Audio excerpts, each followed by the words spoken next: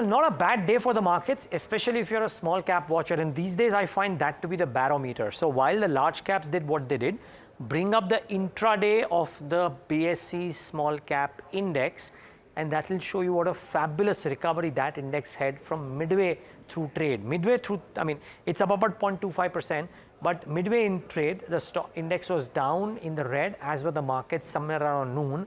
And from there, it was a splendid recovery to close the day at the highs of the day. So from here, midway, all the way till here. So good showing by the broader end of the spectrum, and the market breadth improved as well. Now, if you look at the Nifty 50, it's a far more red than green on the screen. That's the market breadth, of course.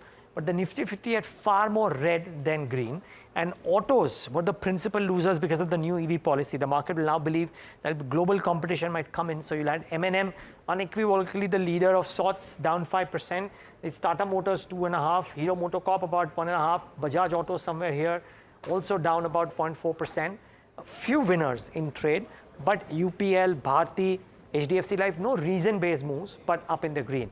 Then BSE 500 advanced decline will come up on your screen, and you will see the kind of moves that the broader end of the spectrum stocks made. More so, on the gaining side, you had a clutch of stocks which actually did really well.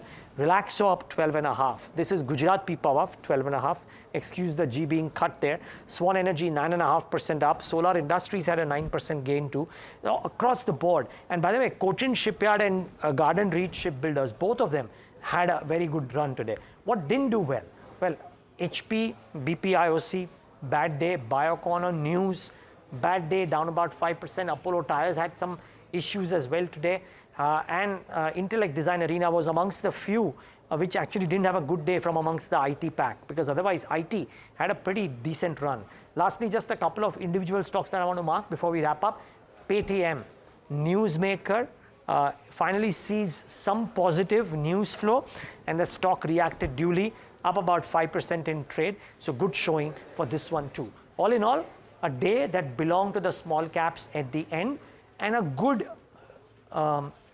way to end the week, particularly at the mid cap and the small cap end.